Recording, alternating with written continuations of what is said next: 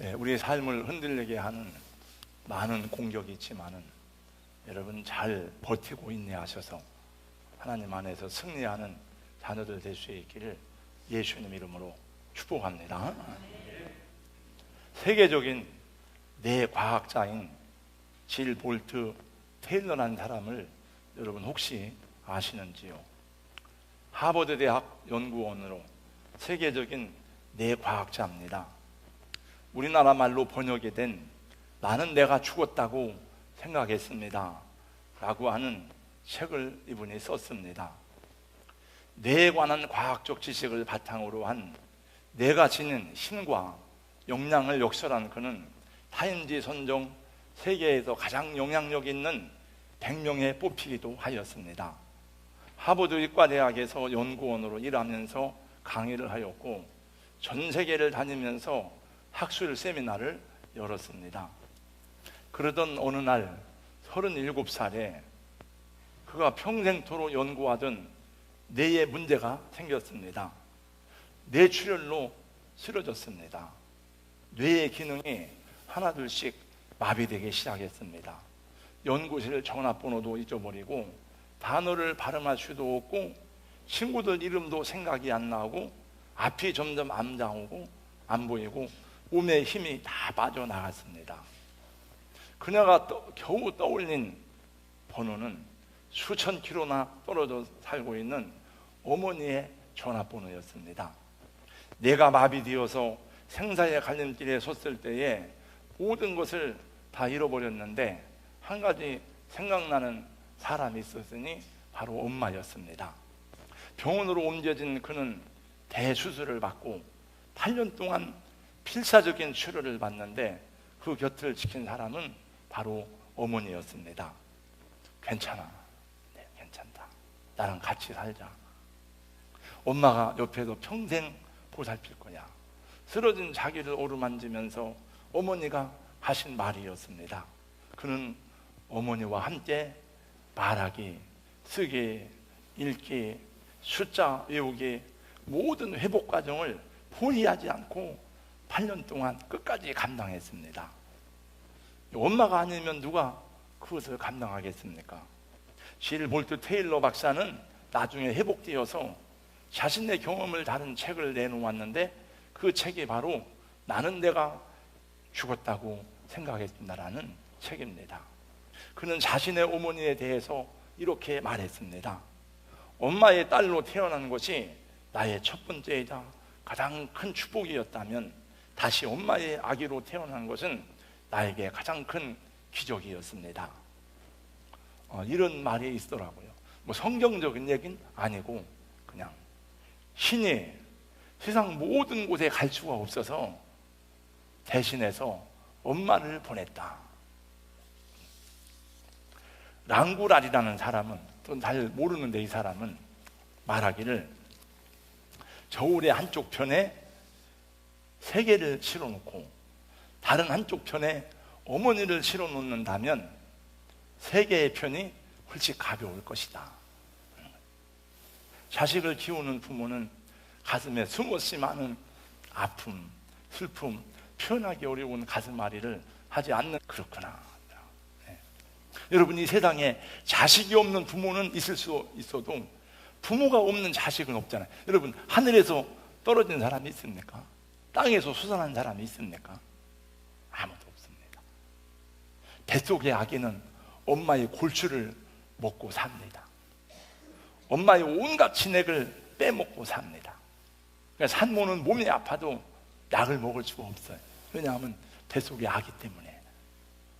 그래서 남성보다 여성들이 빈혈이 많고 삭신을 주시고 맨날 허리 아프다 뭐한다 막 그리고 몸이 더 안 좋은 것이고, 그 아기를 낳을 때는 얼마나 큰 산고를 겪어야 되는지 모릅니다. 대부분의 자녀들은 엄마를 좋아하죠. 엄마를. 아버지는 하고는 대화를 잘 안 하고 아버지하고는 말이 안 통한다 얘기를 하죠. 뭐 여러 가지 이유가 있겠습니다만은 아버지는 표현을 잘 안 해서 그렇다고 그래요. 한국의 아버지들은 말을 잘 안 해요. 엄마는 아프면 아프다고 그러고 힘들면 힘들다고 그러고 막 울기도 하고 그러는데, 아버지는 힘들어도 힘든 날 말을 잘 못하고, 아버지가 자식들 앞에서 우는 거는 한국에서는 상상하기 어렵죠. 예. 힘들면 힘들다, 아프면 아프다, 슬프면 슬프다 얘기해야 되는데, 이게 뭐 아버지는 울고 싶어도 울 수가 없어요. 왜? 아버지는 울면 안 되는 줄 아니까. 그래서 고생은 엄마가 더 많이 하는 것 같지만은 실제로 속이 썩어가는 것은 아버지가 더 많이 썩어서, 그래서 아버지가 일찍 죽는답니다. 저는 매일 시를 읽어요. 성경의 시편을 계속 읽기도 하지만, 요즘엔 시편 묵상을 하니까 다 읽고 전해야 되니까 묵상하기도 하지만은, 또 어느 집사님이 저에게 시집을 2권 사다 줘, 2권 선물로 주었는데, 갔더니 이 망부석이라는 시집인데, 최근에 오상영 씨가 쓴 시인데, 제가 읽어본 시집 중에서는, 최근에 읽은 것 중에 정말 어떻게 이런 표현을 할까. 그냥 하루에 많이 안 읽고 그냥 일부러 1-2개만 읽거든요. 근데 너무너무 좋은 표현이 많아. 그래서 이 시를 읽으면 마음이 총화가 되는 것 같아. 다 이렇게 참 이게, 그리고 위로가 되는 것 같아. 삶의 모든 애환과 아픔들을 다 시로 표현한 내용을 뭐 어떻게 이런 표현을 했을까, 이런 걸 합니다.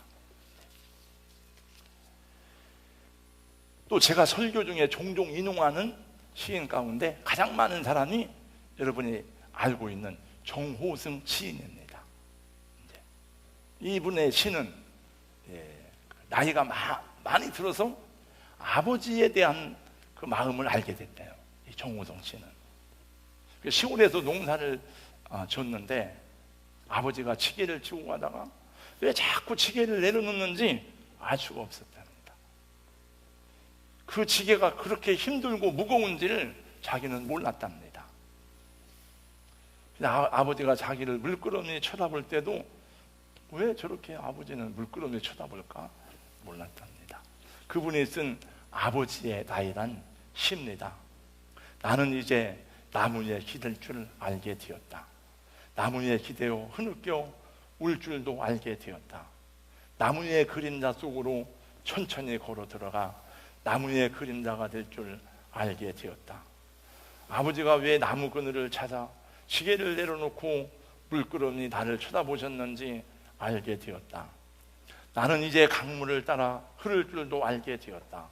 강물을 따라 흘러가다가 절벽을 휘감아 돌 때가 가장 찬란하다는 것도 알게 되었다. 해질 무렵 아버지가 왜 강가에 지게를 내려놓고 종아리를 씻고 들어와 내 이름을 한 번씩 불러보는지 알게 되었다. 영상 하나 보겠습니다.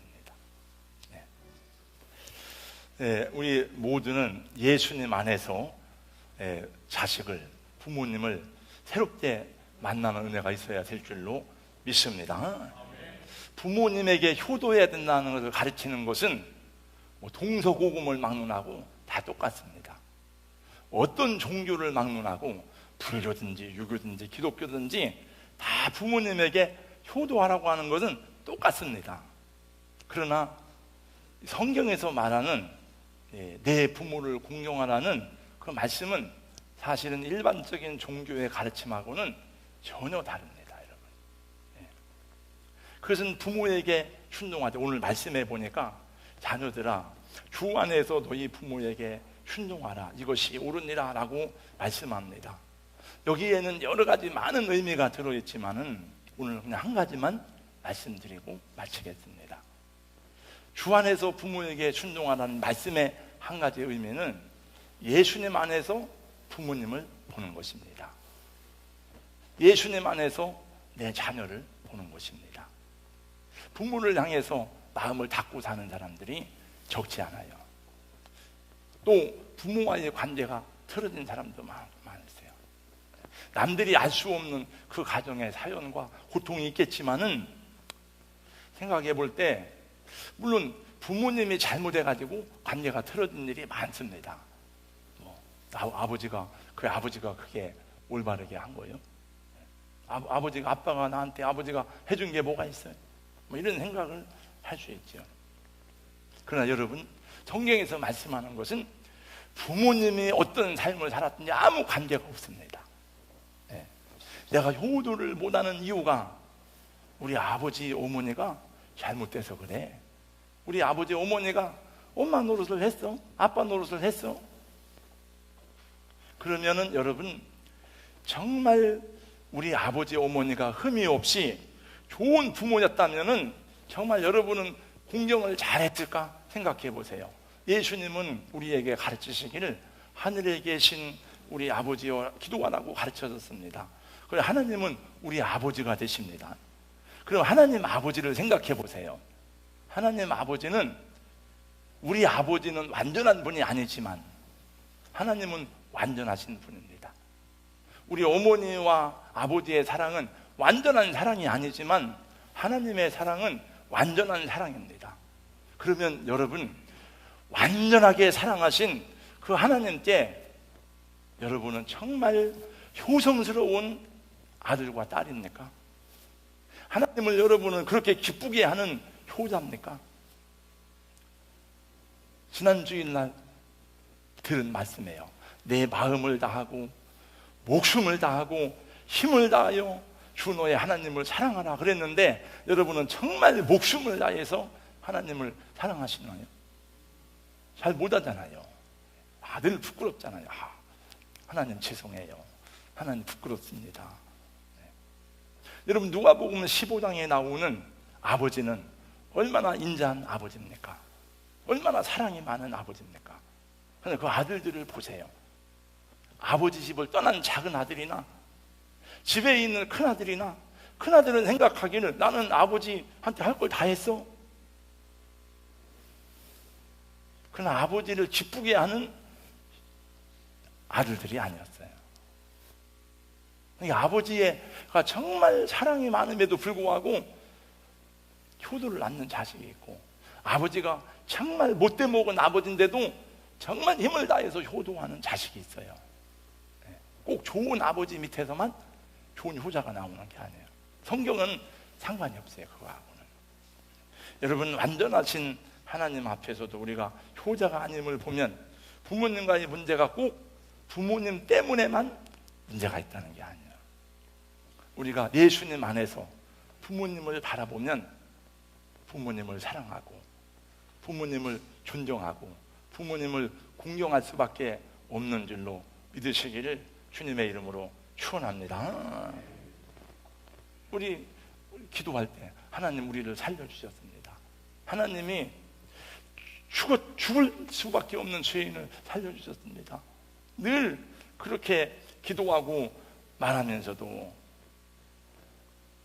그러면 하나님의 그런 사랑을 받았으면 우리도 형제를 사랑해야 되는데, 하나님이 여러분 인류를 사랑하십시오, 여러분 대한민국 국민을 사랑하십시오, 그렇게 말한 게 아니잖아요. 내 이웃을 내 몸과 같이 사랑하라 했잖아요.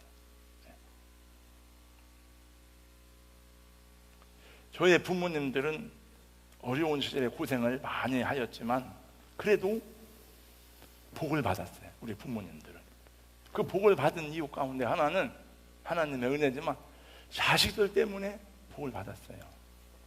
자식들이 먼저 예수님을 믿고 하나님께로 인도해서 예수님 영접하고 구원받고 천국 가게 했으니까 자식들이 잘한 거죠. 그런데 그 자식 중에서도 제가 보니까 우리 어머니가 10남매인가 11남매를 낳는데 하여튼 많이 죽었어요. 4명인가 5명이 죽었어요. 이렇게.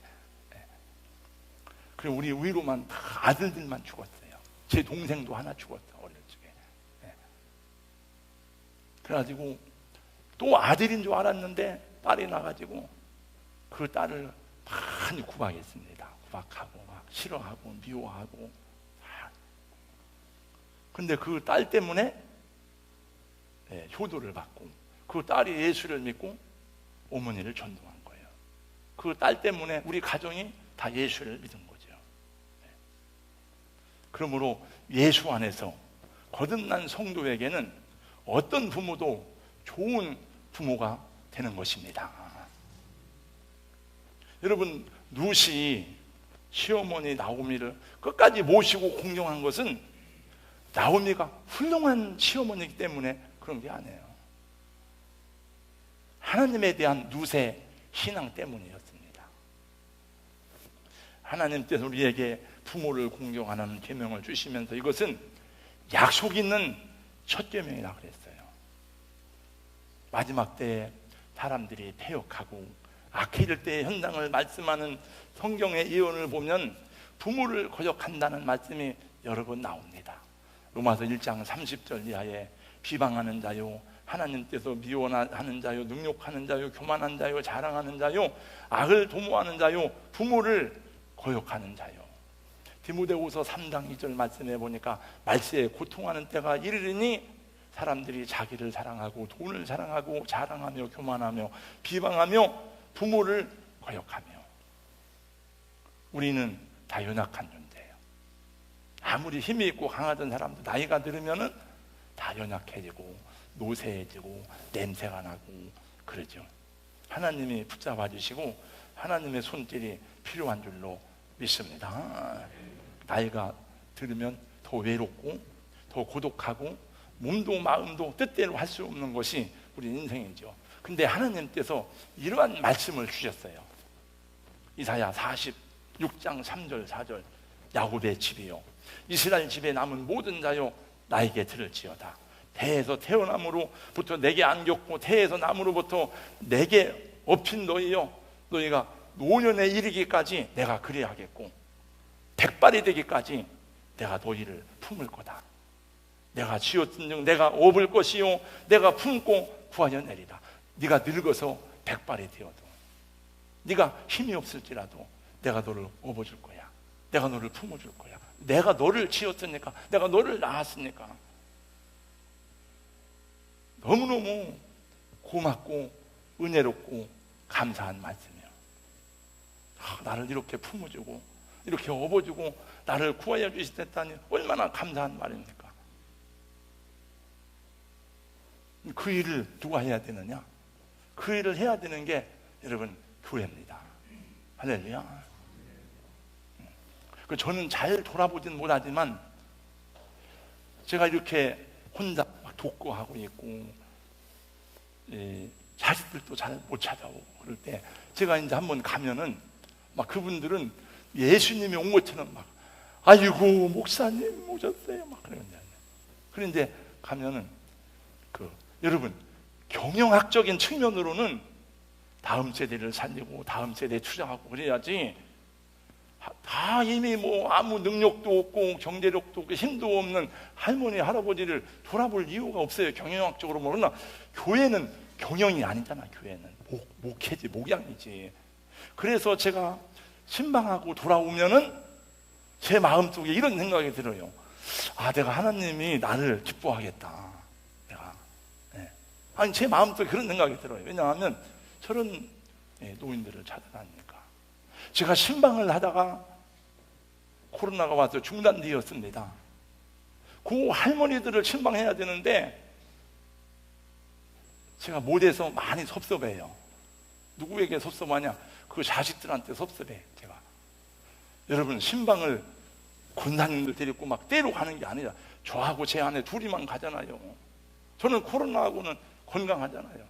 근데 계속 자식들이 오지 말라, 목사님도 오지 말라는 거예요.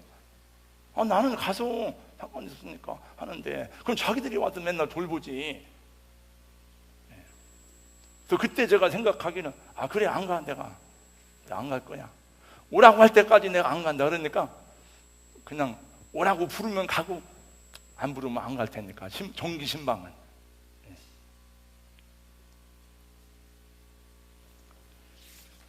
교회가 여러분 그 일을 해야 돼요.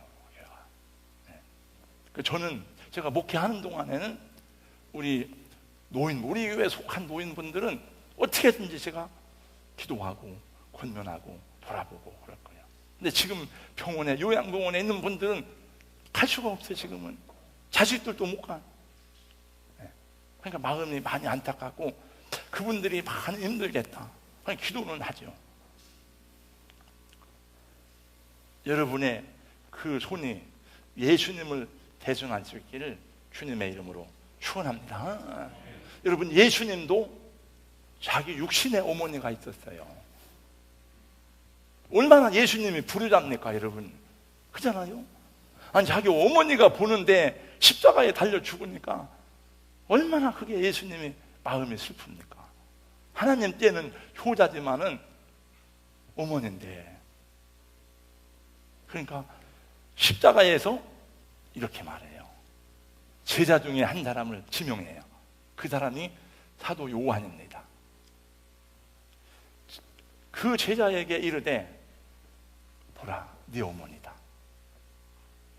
그래서 사도 요한이 평생을 예수님의 어머니 마리아를 어머니로 모시고 살았어요.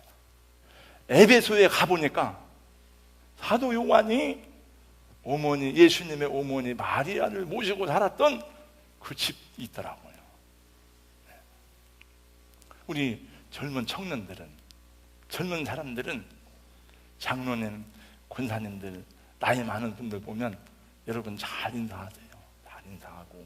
지금은 뭐 이게 코로나가 와가지고 뭐 손잡고 막 이렇게 하기도 어렵고 막 그렇습니다만 그래도 잘 해주세요. 네. 제가 보니까 이거 제 얘기입니다. 여러분 얘기가 아니고, 자식을 대하는 마음과 부모를 대하는 마음은 천양지차더라고요. 우리 어머니가 살아계실 때 우리 자녀들이 형제들이, 자식들이 많으니까 여기저기 갔다가 이제 우리 대전에 오시면 제가 모시고 있었으니까 우리 누님이 전화가 와요. 동생, 어머니 오늘 그 2시 대전 터미널에 2시에 도착해. 예, 알았어요. 그래서 어머니 오늘 오신다네. 또 어머니 모시러 가야지. 네. 우리 아들에게 전화가 왔어요. 아빠, 내가 오늘 4시에 대전 터미널에 도착해요. 그래요. 빨리 어서 와. 아빠가 가서 기다릴게. 아니, 저는 늘 그런 일이 있으니까 생각은 안 했는데 어느 날 생각하는데 그게 다르구나. 자식한테 쓰는 돈은 1,000만 원도 안 아까워. 그런데 부모를 위해서 하는 거는, 뭘 해주는 건 100만 원도 계산을 해요. 100만 원 좀 많다. 다 비슷합니다, 여러분. 저만 그런 게 아니고. 네. 우리 세대가 많이 바뀌었습니다만 우리 자녀들의, 우리 부모님들의 유일한 소망은 자식이에요, 자식. 어떻게 자식을 잘 키울까? 어떻게 자식들이 잘 될까? 지금 젊은 엄마 아빠들도 그 나중에 소망이 뭐예요? 자식 잘 되는 거. 어떻게 자식을 잘 키울까? 그 자식들이 크면은 또 마찬가지예요. 여러분보다 자식을 더 생각할 거예요, 아마. 그러니까 우리도 잘해야 되죠. 네. 정말로 황폐한 땅을 눈물과 사랑으로 일구어온 우리들 부모님 세대입니다. 지금도 어렵다 하지만은 정말 우리 부모님들은 어려운 시대를 살아가면서도 낙심하지 않고 포기하지 않고 끈질기게 살아와서 이 땅을 일구고 우리나라를 건설했습니다. 그들의 남은 생애를 위해서 기도해주고, 여러분들이 예수님을 대신해서 품어주고 안아주고 사랑하는 하나님의 자녀들 될 수 있기를 주님의 이름으로 축복합니다. 거룩하신 우리 하나님, 감사합니다. 하나님이 가정을 세우시고 또 우리의 부모님들을 통해서 우리를 이 땅에 보내셨습니다.